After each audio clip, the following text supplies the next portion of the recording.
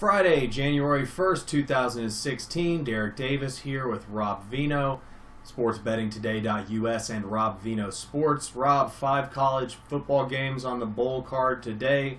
Let's go here with game 269, 270, 5 p.m. kickoff in the Rose Bowl, Iowa and Stanford from Pasadena, California. Weather should be great for this one, low 60s, perfect conditions. Stanford -6 and total of 53.5 in this one, Rob. Game opened at Stanford -7 and 49.5. Injury-wise for Iowa, quarterback Breathard should play today. He is probable, as is running back Jordan Canzeri. Both of those guys, they're questionable. Their health is a question, even though they're probable to play. You wonder if this is a situation where they wouldn't miss this one for the world type thing.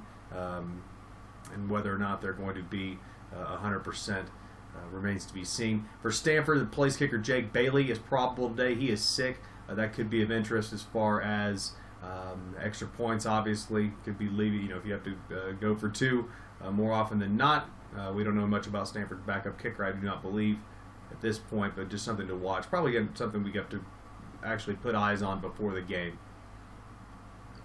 Rob, I talked earlier about the Notre Dame-Ohio State game as being the de facto who's number 5 game. This one might qualify as well. Iowa and Stanford. Stanford annihilated Southern Cal in the Pac-12 championship game. Iowa, of course, was beaten by upset win by Michigan State in the Big Ten title game. So, as far as momentum, definitely on the side of Stanford here, but either team always proud to represent the Big Ten or the Pac-12 in the Rose Bowl. It's hard to say it's tough to see the Rose Bowl as a consolation game for these two teams, but really it is. Rob, we've seen Stanford bounce back nicely from after a loss this year. Do you think Iowa can do the same thing?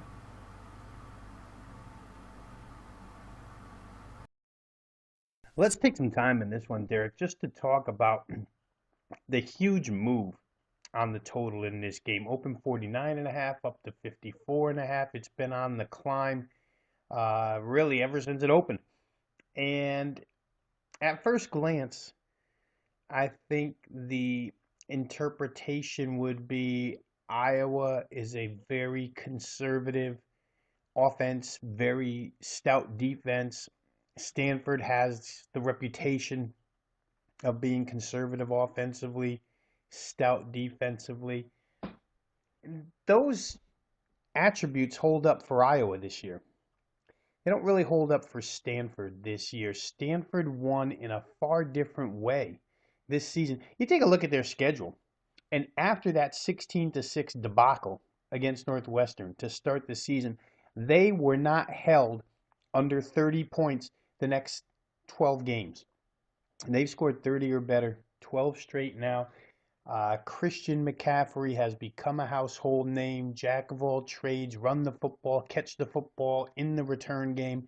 Fantastic season. Heisman Trophy candidate Barry Sanders Jr., explosive back. Kevin Hogan, the quarterback, has developed into much more than just a serviceable quarterback. I mean, he beat you both ways, beat you with his legs, beat you with his arm all of a sudden. I think that heading into the season, the wide receiving crew was, and including myself here, not looked at as being that much of a weapon, but certainly the receiving crew has become very, very potent here with Stanford. So you're talking about a team right now in the Stanford Cardinal that has played at least 7 of their last 8. You can back it all the way up and call it 10 of their last 12 games over this total that's posted right now of 54.5. Total points wise, they've gone 72, 66, 72, 91,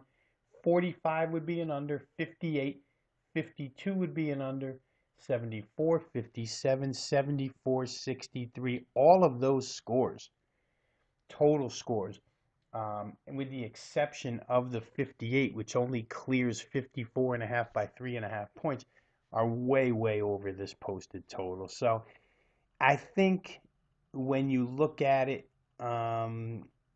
with that type of examination, you can see why bettors flocked to playing this thing over 49.5.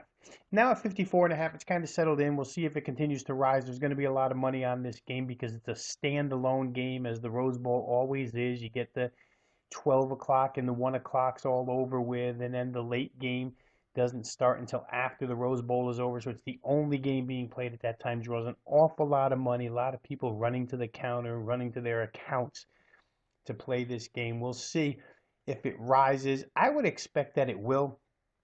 Most of the money on a day like this is just public money, $25, $50, $100 money, and that usually latches on to the end of the train that's already rolling. The train that's already rolling is to play this one over. So I'd expect to see this thing maybe hit 55, 55 and a half. If Wise Guy Money believes that that's too high, we'll see the take back right before kickoff. But this one probably climbs a little bit more. But you can understand why now that line has moved as significantly as it has toward the over. The game itself has moved downward toward Iowa. Open Stanford -7. Come back now to Stanford -6. My power rating suggested that on this neutral field, 6 is the right number.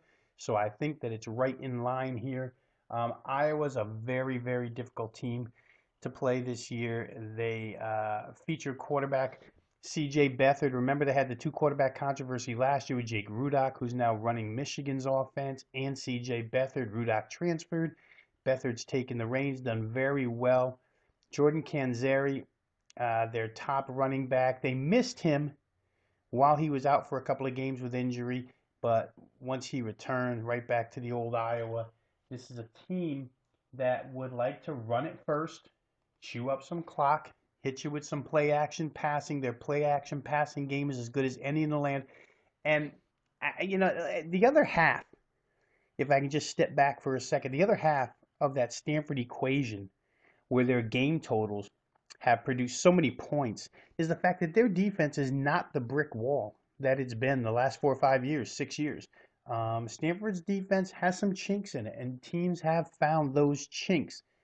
Iowa, with one of the best play-action passing games in the country, can probably find some chinks in the Stanford armor, especially if they can get Canzeri going. Iowa, on the season, averaged 192 yards per game on the ground, almost 5 a carry. They're sitting at about 4.7 per carry here. Completion percentage for the passing game has been very good, 61.3. They don't overwhelm you with total yardage.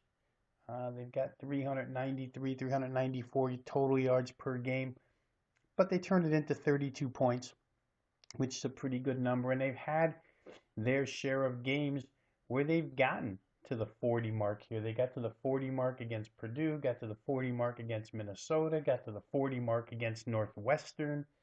We won't count the 62 against North Texas, which is defenseless, but Iowa's got capabilities here. I think in this one, when you look at it, the huge push towards the over was probably correct. I think at this point, for me at least, it would be difficult to continue playing that game over the number because you're looking at a 31-23, 30-24 is basically what the numbers are telling you this score is going to land on at the end. 30-24, very feasible in a game like this. You'd have to push to 31-24 to cash an over ticket. Once again, doable because Stanford's got the offensive capability, no doubt about it. Wonder how Iowa defensively will handle their offense. Their defense has been so good all season long, only allowing 18.5 points per game.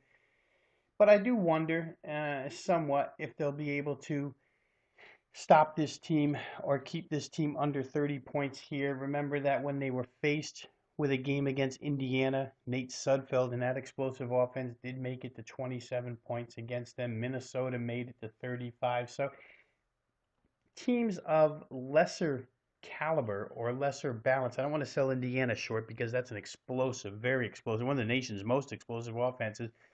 But Stanford has that kind of capability, maybe to just a slightly less degree.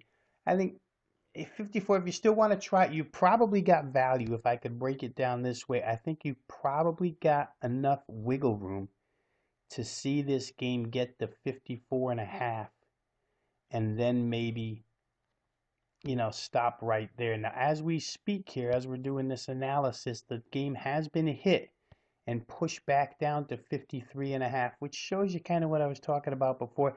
30-24 might be the ceiling for bettors on this game, and then they'll go backward from there. Remember, there's always the rust period and other things for teams to get untracked. The good news about these two is that rust normally won't be present in the running game, and both of these teams run it real well. In the end, for me, I think it would be a play on Stanford. I think Stanford minus the 6 is probably the right side. I just think in the end they have too many weapons to go to as far as explosiveness is concerned. Iowa just doesn't feature the explosiveness that Stanford does. You can get a kick return from McCaffrey. You can get a long touchdown pass from Stanford, a long touchdown run from Stanford. Iowa likes to grind it out a little bit more. They can hold on to the football, and turnovers aren't an issue. Very, very slight lean towards Stanford. Maybe one of the games today, or probably the game today, that I think I would have the hardest time playing either side or total where they're priced right now.